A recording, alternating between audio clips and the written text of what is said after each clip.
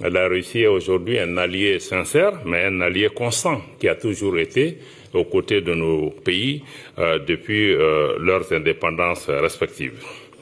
Mais aussi, notre présence aujourd'hui aussi à Moscou, c'est des témoignages du fait que la Russie a été le premier pays à reconnaître la Confédération des États du Sahel presque une semaine après sa création. Nous avons été aussi heureux d'accueillir dans notre région une visite de 3 pays par le vice-ministre russe des Affaires étrangères, qui a été aussi un moment extrêmement important d'engager un dialogue politique sur des questions de sécurité comme sur les questions de développement. Pour nos pays, son Excellence le président Traoré du Burkina Faso, comme le général d'armée Abdourahmane Tchani de la République du Niger, comme le général d'armée Assimi Goïta du Mali, en conjonction avec son Excellence le président Vladimir Poutine, mettent aujourd'hui l'intérêt de leur population au cœur de leurs actions.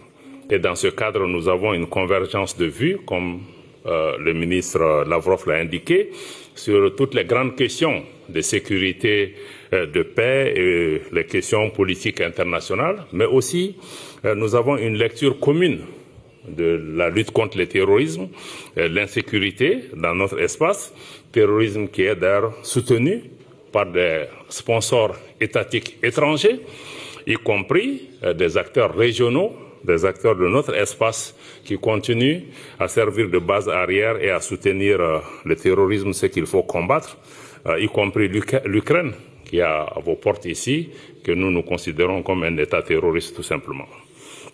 Pour nous, avec la Russie, naturellement, nous mettons au cœur de notre action le respect de la souveraineté de nos pays, le respect de nos choix stratégiques, mais aussi la préservation des intérêts vitaux de nos populations. Nous travaillons avec la Russie dans le cadre du groupe des Amis de la Charte, parce que pour nous, c'est important que l'action internationale, que les relations internationales ne soient pas bâties sur la force, mais sur le respect de la Charte des Nations Unies, mais pas dans le cadre d'une lecture étriquée que certains font de la Charte. L'AES et la Russie aussi s'opposent aux mesures de sanctions, à la politique des sanctions, en particulier les mesures unilatérales coercitives qui sont prises par certains États pour nous obliger à changer nos orientations et nos choix politiques. Nous nous y opposons. Nous nous opposons également avec la Russie à l'ingérence dans les affaires intérieures des pays. Et par-dessus tout, vu notre expérience, nous travaillons avec la Russie pour nous opposer à toutes les politiques néocoloniales, les politiques d'assujettissement et de domination, de contrôle de nos pays par d'anciennes puissances coloniales qui veulent maintenir leur emprise sur nos pays et nous empêcher de faire des choix politiques ou économiques au bénéfice de nos populations. Ça, c'est du point de vue du partage de la vision commune des valeurs et des principes. Le deuxième point de conclusion, c'est que nous avons échangé avec nos partenaires russes. Dis donc, qu'est-ce que j'ai entendu? La construction confédérale de la mise en place de l'Alliance des États du Sahel, et des progrès considérables ont été menés en 8 mois de mise en place de cette confédération qui est bâtie sur 3 piliers, la défense et la sécurité, le pilier diplomatie et le pilier développement. Sur le pilier défense et sécurité, pour lequel la Russie est un partenaire stratégique important, aujourd'hui, nos unités travaillent dans le cadre d'opérations conjointes entre les 3 pays qui donnent des résultats considérables sur le terrain, avec la neutralisation de beaucoup de groupes terroristes dont certains se sont rendus aux autorités. Aujourd'hui, nous évoluons dans le cadre d'opérations militaires conjointes. L'objectif pour nous est d'arriver à mettre en place une force unifiée de la Confédération des États du Sahel pour mutualiser nos efforts dans le cadre de la lutte contre le terrorisme. Aujourd'hui, il y a un moment, nos pays ne contrôlaient pas tout leur espace territorial. Aujourd'hui, il y a des progrès considérables qui ont été faits, et sur le plan militaire, la prise de Kidal, il y a 2 ans, dans le nord du Mali, a été une étape importante pour nous permettre de reprendre le contrôle de nos territoires et d'assurer la sécurité. Sur le plan diplomatie, nos 3 pays travaillent ensemble dans le cadre de la Confédération des États du Sahel pour parler d'une seule voix. Moscou aujourd'hui nous en donne également l'opportunité. Nous souhaitons travailler pour accroître la reconnaissance de la Confédération des États du Sahel, tant au niveau bilatéral qu'au niveau multilatéral. Beaucoup de pays s'ouvrent progressivement à cette possibilité. Et nous nous coordonnons au plan international sur beaucoup de questions, y compris la question des droits de l'homme et beaucoup de questions politiques. Sur le plan du développement, nous travaillons à renforcer une intégration des peuples d'abord, entre nos populations, mais asseoir la libre circulation. Nous avons mis en circulation récemment un passeport AES pour nos 3 pays. Ensuite, une décision est prise pour la mise en circulation des cartes d'identité biométriques et aussi avoir un espace de visa qui sera aménagé, un visa commun à nos 3 pays. Nos pays travaillent aussi dans le cadre de projets structurants dans le domaine des infrastructures, de l'énergie et d'autres domaines.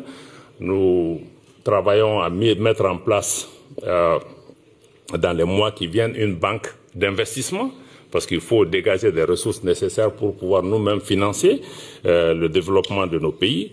Et récemment, nous avons mis en place un prélèvement confédéral qui permet de prélever 0,5% des importations pour pouvoir financer le fonctionnement de cette organisation, de cette confédération, mais aussi en même temps pouvoir financer la banque d'investissement, mais aussi financer les différents projets structurants dans notre souci d'avoir une organisation qui soit autonome, mais qui soit financée principalement par nos ressources, même si nous restons ouverts à différents partenariats sans qu'ils puissent prendre le contrôle de notre organisation. La Confédération, en termes d'avancée aussi, a mis en avant le renforcement de son identité visuelle. Je me réjouis du fait qu'aujourd'hui, nous ayons pour la première fois, comme le ministre Lavrov l'a indiqué, que le drapeau de l'AES soit monté en dehors de l'espace AES pour la première fois. C'est aujourd'hui ici, au niveau de la Confédération de Russie. Donc nous les remercions pour cela. Je crois que c'est un pas important. Nous avons aussi développé un logo qui est au centre de ce drapeau. Et aussi nous travaillons à mettre en place une télévision et une radio de l'AES, parce que nous sommes aussi dans un monde de guerre informationnelle où il est important que nous puissions avoir des modèles alternatifs pour pouvoir donner nous-mêmes l'information. Nous sommes disponibles pour travailler avec les partenaires russes aussi qui ont la même préoccupation.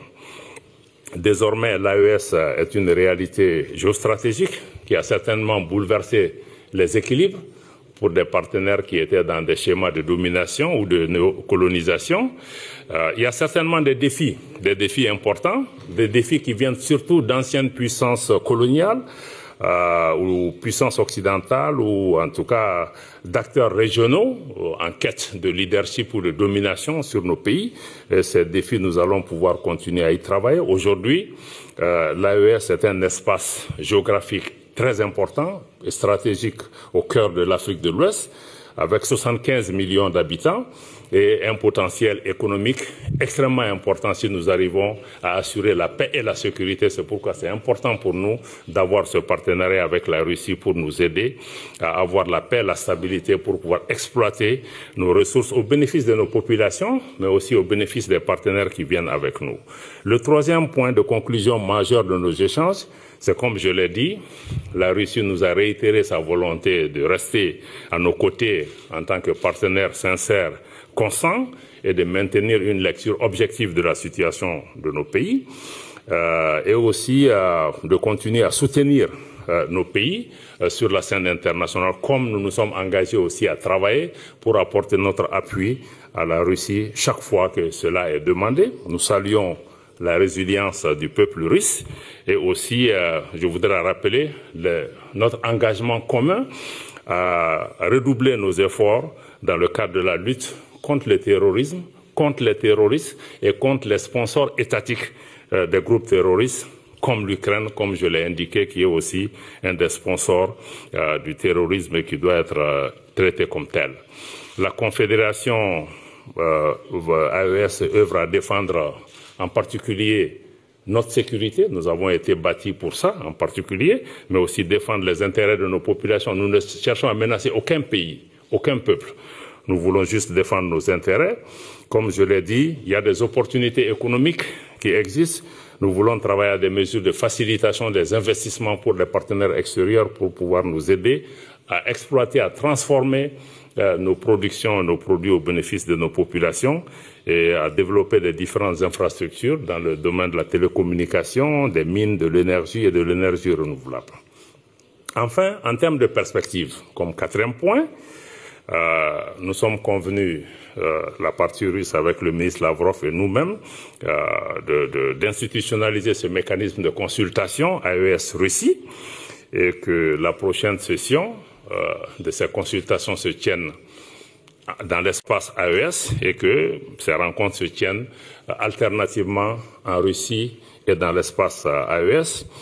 Nous sommes aussi convenus, nous nous en réjouissons de l'établissement d'un partenariat stratégique entre l'AES et la Russie sur les questions de sécurité, mais comme sur les questions de développement et de coordination diplomatique. Nos pays expriment leur intérêt de voir la Confédération des États du Sahel avoir des ponts avec les BRICS pour deux raisons essentielles. La Russie étant un membre des BRICS, les BRICS aident à évoluer aujourd'hui vers un monde multipolaire qui respecte la souveraineté des États. Nous pensons que c'est quelque chose qui est important.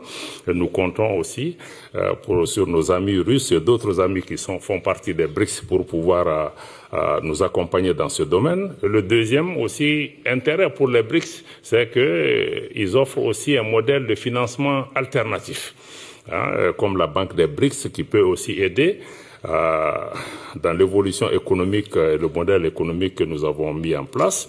Et enfin, je me réjouis du fait que nous avons un communiqué qui sanctionne nos travaux et je suis certain que vous allez pouvoir parcourir cela. En tout cas, en résumé, je pense que c'est un dialogue qui est continu, c'est un engagement fort des deux parties de travailler ensemble, d'avoir un partenariat stratégique ouvert, voilà, qui nous permettent aussi de travailler avec d'autres partenaires et d'autres alliés pour l'intérêt de nos populations, pour la sécurité de notre espace, pour notre autonomie en tant qu'acteur international qui puisse agir sans être sujet à des injonctions ici et là.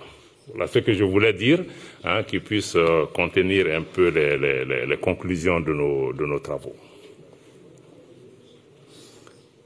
Je sais pas.